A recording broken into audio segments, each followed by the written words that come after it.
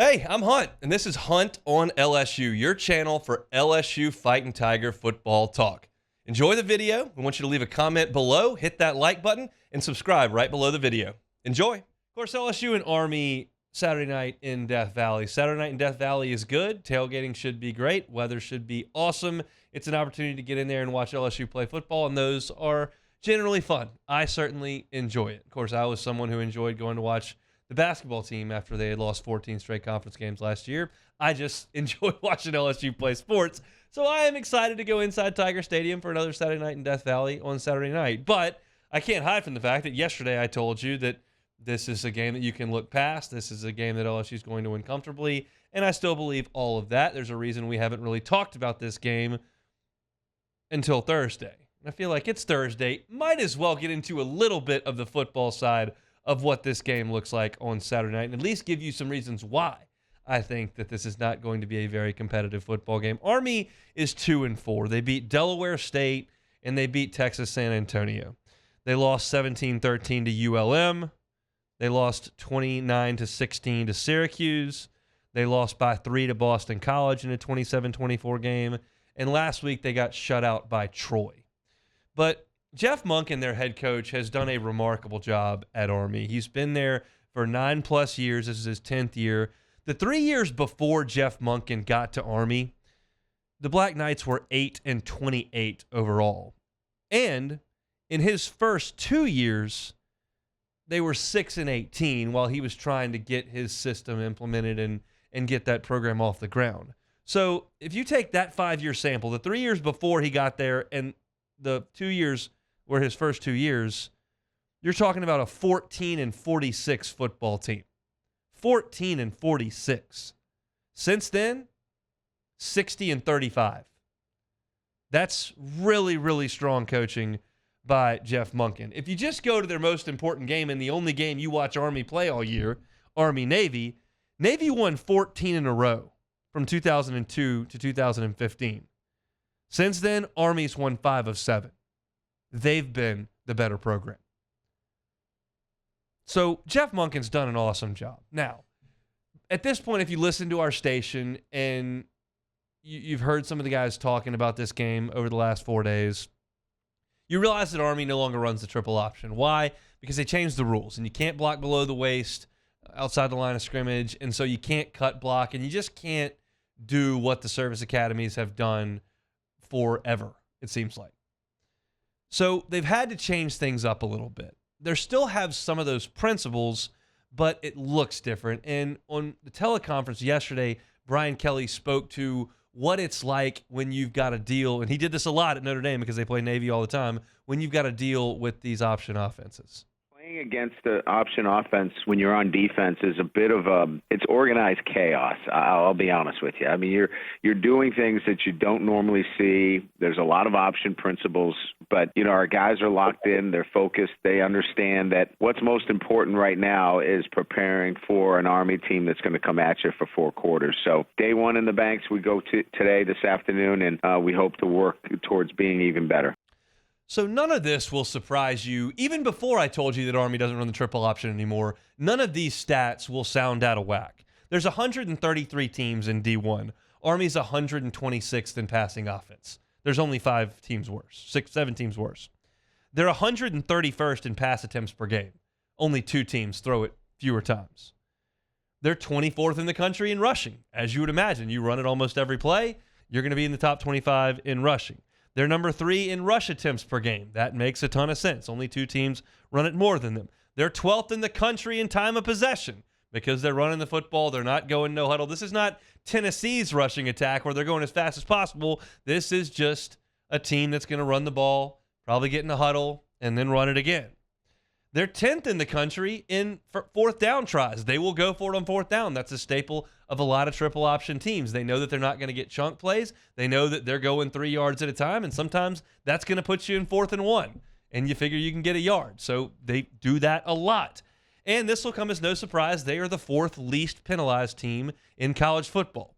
I'm thrilled as an American citizen that the guys who are training to become members of the armed forces are pretty disciplined. They don't commit a lot of penalties. So that's all that makes sense in a triple option. However, it's not. They're going to be in the shotgun a lot. They do this read option that will look very much like a read option at the beginning, but then it turns into almost that fullback dive that the triple option had. The quarterback holds the ball with the running back like almost all the way to the line of scrimmage. And then sometimes he takes it and sometimes he gives it. It looks very fullback divey. And then they'll run, you know how when they do the triple option, you have the wing backs on the outside and one of the wings would loop around the back of the up back and the quarterback, and that would be the direction they run the option. They'll run some jet motion into that as well. But a lot of it's out of the shotgun. There's a little bit more spacing involved. It's not everybody getting in a 4-point stance and diving forward. It looks more like a a modern college football offense, but it's got very much the principles of a triple option. And yesterday, Omar Spates met with the media and kind of talked about what it was like to deal with an option offense.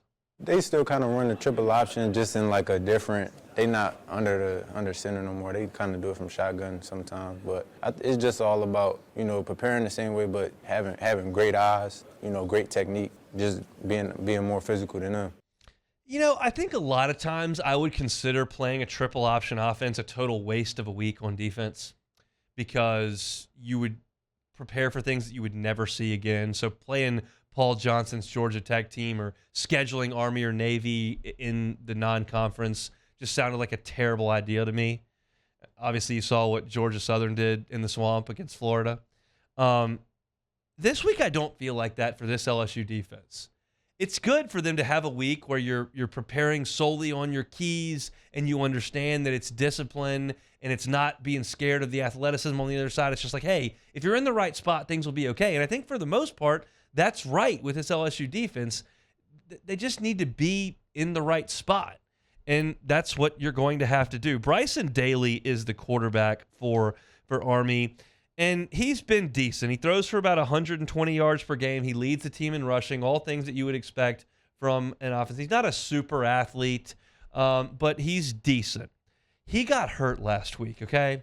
And I don't know what the status of him is for this coming week against LSU, but when he got hurt, they had to go to their freshman Champ Harris against Troy, and that was not pretty. He was 6 of 13 for 63 yards. He threw an interception, and here's the kicker. He ran it 9 times for negative 17 yards. So I don't know if there was some sort of fumble where he lost 20 yards. I don't know what the situation was, but it wasn't like he came in and ran all over the place either. He backed up on the run. If he has to play, a team that didn't score against Troy is not going to score much against LSU either. But this is far less about Army and what they've done and what they look like and what their personnel is and what their time of possession. It's about LSU's defense showing up, understanding you're the better athlete, you're the bigger, more physical player. You just need to be in the right spot. You have an assignment for every play. You understand that most of them are going to be runs, but you've got to be disciplined in the secondary on pass plays and make sure they don't hit you over the top when you fall asleep. And I think all of that's a pretty good message. And it's not like you've got to work all week on getting off cut blocks. It's not like you've got to worry about crazy ball handling that, can be pretty deceptive in a triple option. It looks more traditional than it ever has. And when I say traditional, it's crazy because the triple option is traditional. They were running the triple option in the wishbone decades ago, and this read option thing is brand new. So that's clearly an incorrect usage of a word to me. But now it feels traditional because everybody's running that same thing. That's what I'm getting at. You're preparing for something that is not foreign to what you'll see. You're going to see Jalen Milroe get back there and do some ball handling and some read option and running and making short throws. That's a lot of what Army does. You're going to see Graham Mertz do some of that as well. Not as much with Texas A&M. Max is not quite that kind of player, but it's not a throwaway week, which is, I think, the best thing I can say about this week for LSU. They're going to paint the end zones, and it's going to be the Army, and the cadets will be there, and the band will be there, and all that's cool for the spectator. For us, that's fine. As far as this football team goes, it still has every goal that it wants to accomplish out in front of it. This is not a throwaway week. It's a discipline week. It's a focus week. It's an eyes week, and for this defense, it should be a week where they can make a lot of plays, hold their opponent to very few points, and build confidence going into the bye week. I told you last week that the Auburn game would shape how we talk about LSU Alabama. If Auburn had come into Tiger Stadium and thrown up 41 points when they hadn't done anything on offense all year, and even if LSU won a shootout, you go, LSU has no chance with this defense playing the way it did in Oxford and the way it did in Missouri and the way it did against Auburn in this hypothetical where Auburn chopped them up. If they can't even, there's no way they'll stop Alabama. If they show a life against Auburn and they slow down a terrible offense and their offense continues to hum, you'll think, okay, maybe they can go over there and outscore them. And that's what happened, and that's kind of what we're talking about.